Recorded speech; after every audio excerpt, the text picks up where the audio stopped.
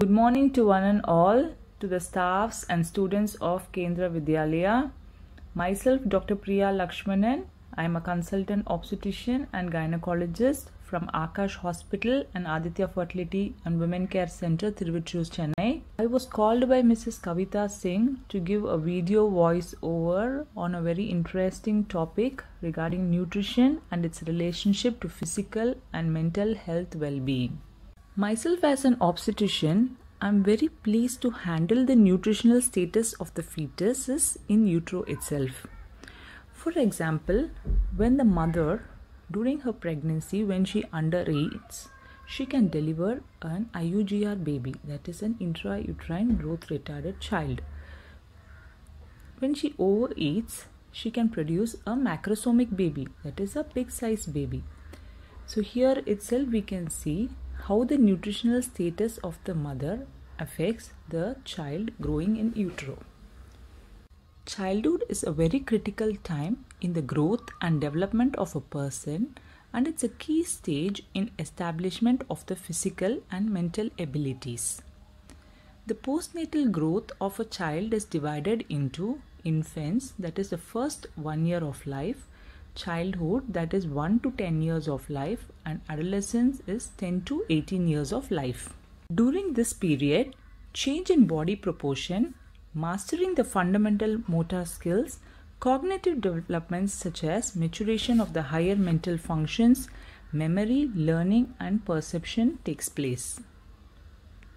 Basically, there are two kinds of nutrients. One is macronutrients, which constitutes carbohydrates, proteins and fats, and we have something called micronutrients. They are vitamins and minerals. So when do you call a child that she's eating well? So we should consume around 5 proportions of variety of fruits and vegetables that can either be in the frozen form, fresh form, tinned, dried or juices. They contain lot of vitamins, minerals and fibers. Then comes the energy giving food. Those are starchy foods. So it's better to consume high fiber whole grains like whole wheats, brown rice. When you're eating potato, try to leave the skin of the potato onto it. They're all good sources of energy.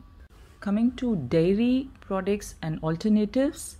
Dairy products like milk, yogurt, cheese.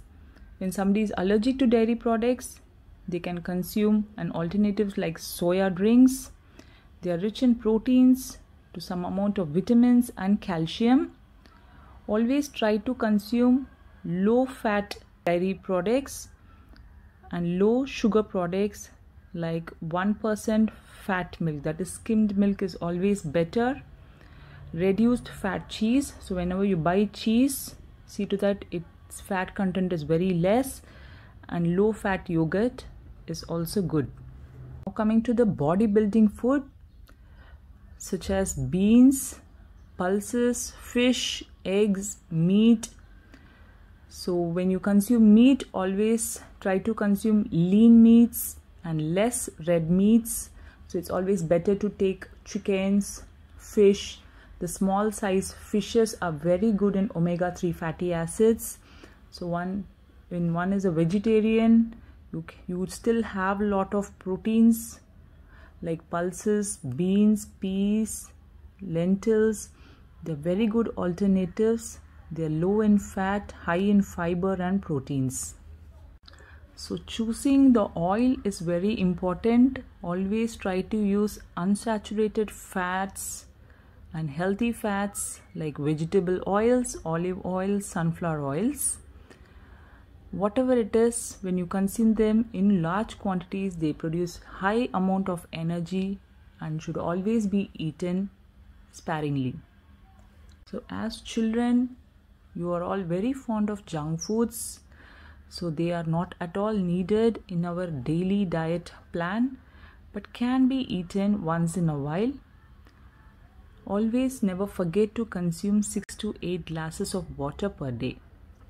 Eating meals together has psychological, social and biological benefits.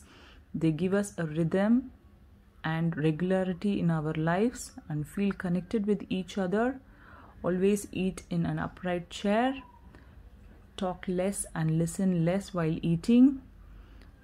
At least once in a week you should eat with your family members. Always share your chores at home, your responsibilities in shopping, setting table, cooking and washing. Switch off the television. How food and physical well-being are connected with each other. So coming to the effects of malnutrition, when you call somebody as malnutrition, they can be undernourished or overnourished. In undernourished, you don't eat well, you have less energy, you will have less interest in learning, negative influence on development, academic performance that will further impact your physical growth, maturation, affecting your growth rate, body weight and height. So we have the other category of people where we see lot of students even coming to me with obesity.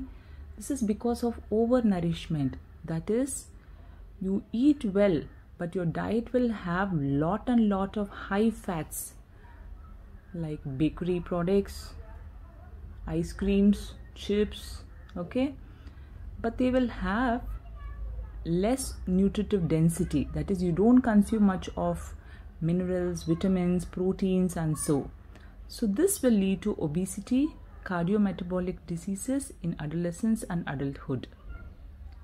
It will affect your confidence, competence during physical activity and further affects a proper growth and development. So when you grow older, you tend to develop osteoporosis, type 2 diabetes mellitus, metabolic syndromes and liver diseases very faster. The timing of nutritional deficiency is very important. You know that as an obstetrician, we prescribe a preconceptional folic acid to a couple who's expecting a baby. This is because a lack of folic acid will lead to congenital malformations in the children. The child can have lot of defects. So this is a very classical example where a nutrition plays a very important role in the development of a child. So childhood period is very sensitive to dietary deficiency. All this you must have studied in your younger classes, where vitamin A deficiency can lead to loss of vision, B1, beriberi, vitamin C scurvy, vitamin D rickets, calcium will weaken your bone mineral density, iodine leads to goiter and iron deficiency will lead to anemia.